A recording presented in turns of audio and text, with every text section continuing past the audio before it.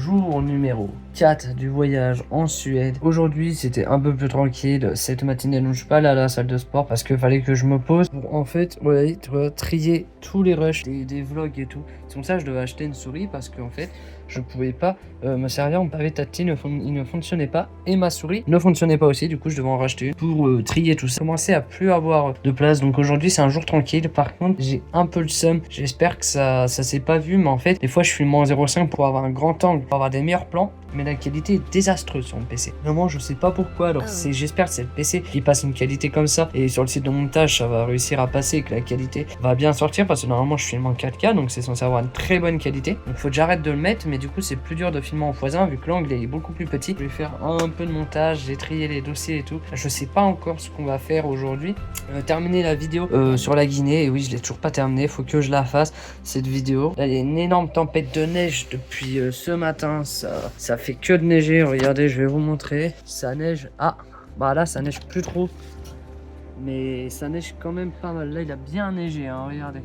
Et puis hier soir ça neige, j'aimerais bien quand même aller me faire tatouer. Je vais vous montrer, mais il faut que je réfléchisse encore quel tatouage faire. Je voulais vraiment un tatouage en fait typique de la Suède, qui me rappelle mon voyage en Suède. Donc vraiment, je lui ai demandé hier à la tatoueuse de faire un tatouage par exemple, qu'est-ce qui pourrait représenter la Suède en tatouage.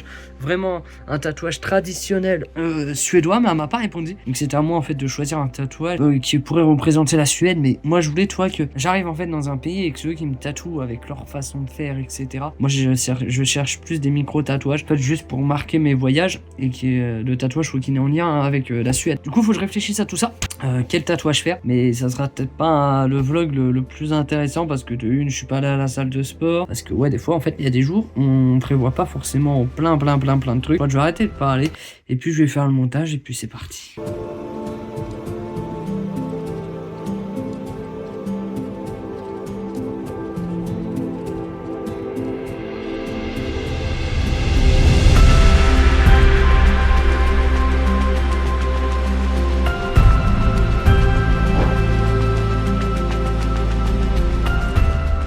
Les amis, finalement, je suis à la salle, j'avais envie d'y aller parce que je me fais chier en fait aujourd'hui à la maison. Je sais pas ce que j'ai, je suis un peu en mode bad mood, un peu en mode déprime. C'est un peu chiant, ça faisait longtemps que ça m'était pas arrivé. Mais voilà, je pense que j'avais besoin d'aller à la salle pour décompresser un peu la journée. Là, il est à peu près 15-16 heures, donc j'ai juste de finir le montage, j'ai passé un peu de temps dessus. Mais ça bug tellement que j'avance à rien dans le montage. Tellement de ça bug avec la wifi, toi, elle est pas fameuse. Puis séance squat.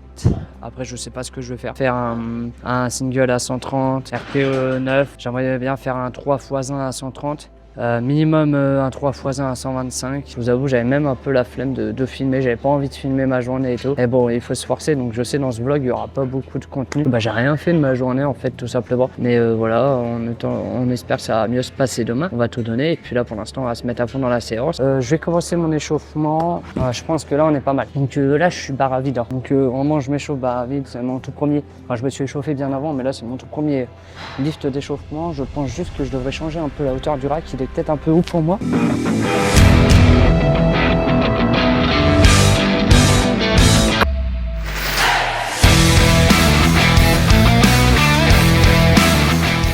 Là sur mon squat je suis encore en phase de technique, donc je revois toute la technique et tout, donc c'est pour ça qu'il n'est pas encore fameux. Donc ce qui me manque cruellement sur mon squat, c'est maintenir l'attention sur le mouvement, mon bracing, et surtout me tenir bien droit sur mon squat, parce que je suis tout le temps en avant. J'ai vachement un manque de mobilité thoracique, et du coup ce qui fait que je suis tout le temps en avant sur mon squat et je suis pas assez ouvert. Là c'est surtout ça qu'il faut.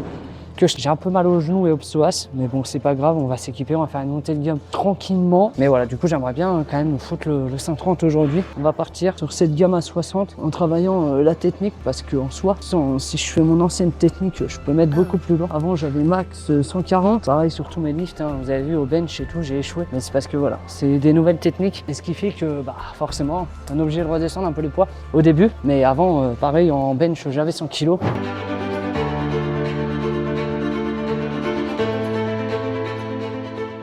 Là, il est plutôt pas mal mon squat en vrai. Sur tout à l'heure, comment je me je me sentais, c'est vrai que c'est quoi, j'étais un peu en bad mood et tout, un peu en mode déprime. Mais bon, ça arrive comme ça, des fois il y a des moments comme ça. Et c'est souvent que je me remets en question, etc. sur ma carrière professionnelle, surtout en fait, de lancer sur YouTube et sur les réseaux. C'est long, c'est très long. C'est un taf qui demande du temps, de l'investissement. Je le fais, mais est-ce que j'ai l'impression que je le fais bien? Forcément non, parce qu'on peut toujours faire mieux et on a toujours envie de faire mieux. Et bon, pour l'instant, je me donne quand même au maximum, mais je pense que je pourrais me donner plus et c'est ça en fait qui est frustrant. C'est que je sais que je pourrais donner plus, mais j'ai pas envie de donner plus. Donc du coup, j'ai les résultats à la fréquence à laquelle je donne. Si je donne plus, forcément, j'aurai plus. Et c'est vrai que ça fait un peu peur et c'est comme ça. Hein, des fois, faut savoir se remettre en question. Toujours, comment dire, agréable de le faire, mais il faut savoir se questionner, se remettre des fois dans le bon sens. Puis c'est comme ça. Hein, voilà. Là, je suis désolé pour ce vlog. Il y aura principalement un plan de moi qui parle à une caméra à la salle de sport. Mais bon, est-ce que c'est pas ça aussi des fois YouTube, pas forcément montrer tout le temps les meilleurs plans, les plus beaux paysages, etc. Moi, je suis vachement dans la simplicité, dans l'authenticité. Pour ce temps, obligé de filmer un moment où je me sentais pas bien, même si j'avais pas envie de le filmer parce que je voulais pas de ça gâche mes vlogs. C'est peut-être pas tout le monde qui l'aurait fait. Peut-être que ça va être chiant et je vais perdre de l'audience, mais moi je l'aurais fait et pour moi je vais être content. 60 c'est un peu trop léger quand même. J'aime bien enchaîner directement les échauffements, les barres de chauffe. Je disais, il en faut peu pour me déconcentrer, mais avoir la caméra juste en face, ça me déconcentre un peu. Je vais mettre des genouillères, donc j'ai pas assez d'argent pour acheter des genouillères SBD. Là, celle-ci, c'est du S, donc elles servent pas de fou. Hein. Ça m'aide un petit peu pour vous dire, je les mets en one shot comme ça, donc c'est vraiment pas des bonnes genouillères pour le squat, mais bon, ça fait le taf. Et oui, je squatte sans ceinture, parce que déjà de une, moi je me sens plus à l'aise de squat sans ceinture, parce qu'après, ça me déconcentre, c'est qu'en fait ça me fait mal. Au niveau des obliques, ça me fait vachement mal, et en fait c'est ma peau qui s'écrase, elle se pince dans la ceinture. Vous savez, si vous mettez au power ou des choses comme ça, de pas rajouter plein d'accessoires au tout début. Moi, c'est un peu l'erreur que j'ai fait. Enfin, pas d'accessoires parce que j'avais pas assez d'argent, mais d'optimiser en fait au tout début, vraiment maîtriser les bases et après optimiser. Moi, par exemple, voilà, je me suis directement mis en low bar sans même trop savoir maîtriser le high bar. Forcément, mon low bar il est totalement déséquilibré, il était pas bien. Donc j'ai dû repasser en high bar et tout. Et en fait, vous voyez que mes perfs en high bar, ils sont pas bien quoi. Je tire que 110 kg en high bar. C'est pas fou, je maîtrise pas assez les bases. Alors voilà, j'ai eu un avantage sur le bench où j'ai un point fort et ma technique elle est plutôt bien. Mais sur le deadlift, pareil, j'ai voulu trop optimiser, à trop voir les techniques et tout de suite. Non, concentrez-vous sur la base. Prenez un coach, c'est la meilleure solution pour progresser. Et moi, j'ai été trop rapide et je suis un mec comme ça où j'aime bien que ça avance et que ça aille vite. Et ça m'a été un peu négatif, hein, forcément. J'ai eu une très grosse stagnation. Et là, quand je revois ma technique, je rebaisse encore plus de niveau. Mais bon, je vois quand même que ça progresse et des techniques plutôt bonnes. Donc, je suis plutôt content. Mais j'ai toujours un peu le seum parce qu'avant, j'avais des perfs meilleurs, mais avec des techniques dégueulasses. Là, je vais tranquille. Je vais passer sur une gamme de 1 rep. Et après, je verrai, je serai peut-être 3x1 avec un wrap à la fin.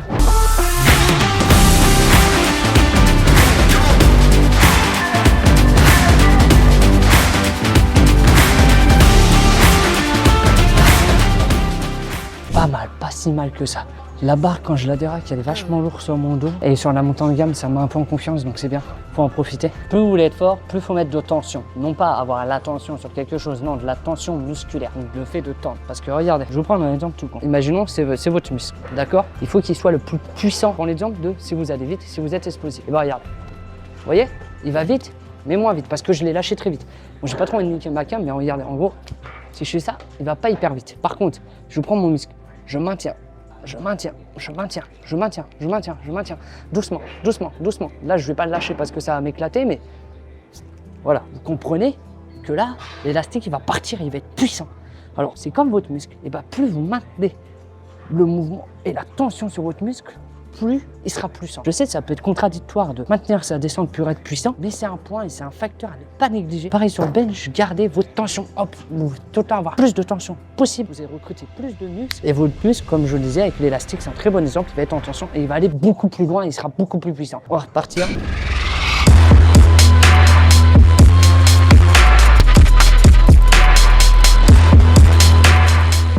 Je sais pas si mon amplitude elle est bonne, je vais regarder la vidéo parce que je suis pas sûr que mon amplitude elle est bonne. J'ai une bonne nouvelle, je viens de regarder la barre, l'amplitude est passée. Bon, le plan est pas fameux pour voir l'amplitude, mais j'ai vu au miroir et l'amplitude est bonne. Je vais peut-être essayer de retrouver un autre plan pour qu'on voit mieux sur le mouvement sur les top 7, mais bon là sur l'échauffement c'est pas trop grave. Je commence vraiment à rentrer voilà, donc vers mes gammes à 120, donc je vais voir ce que ça donne à 120. Et si je passe à 120 RPE 7, je suis à 70% de difficulté, donc il me restera à peu près 3 reps en plus à 120. Et si j'arrive à faire ça RPE 7, comme normalement je le fais, là je pourrais mettre 120.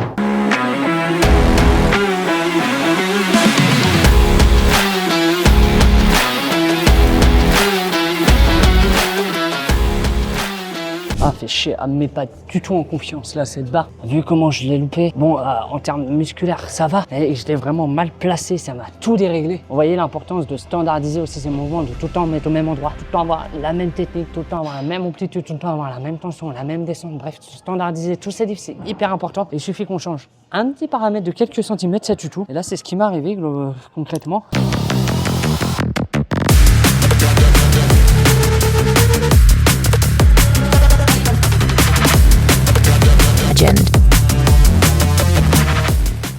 Bon les amis, je sais pas si vous avez bien vu ce qui vient de se passer, mais je vous avoue, j'ai eu plutôt peur. Sur mon lift là, j'ai raqué qu'un seul côté, mais ça m'a éclaté l'épaule en fait. Là l'épaule droite, j'ai hyper mal. J'ai eu de la chance de pas me faire une luxation parce que j'avais vu quelqu'un qui s'était luxé le coude et tout, mais là j'ai eu de la chance. J'ai dû enlever tous les poids d'un côté, c'était trop galère. Bah voilà, je suis désolé, c'est un petit imprévu, mais j'ai pas trop envie de forcer à mettre lourd. En fait, la barre elle est vraiment montée facile, hein. J'étais vraiment RPE8, mais je sais pas, lors du rack, je sais pas ce qui s'est passé, ça m'a un peu fait peur là, je vous avoue. Je pense que la hauteur du rack est mal faite et tout, mais j'ai pas envie de la rechanger. Donc je vais vraiment mettre plus léger, genre 100 kg, et puis je vais faire des séries, pas envie de refaire ça encore une fois. Et je pense que si je le refais, ça sera la fois de trop. Là ça m'a fait peur les amis, je vous avoue, là j'ai vraiment peur. Là j'ai très mal au trapèze, ça m'a fait une contracture. J'ai hyper mal au trapèze. Par contre, le lift a l'avantage, c'est qu'il est passé RPE8, même 7,5. Mais voilà. Je sais pas si on le voit bien dans la vidéo, mais franchement, j'ai re-regardé la vidéo. Putain, les gars, je la passe RPE7, 7,5.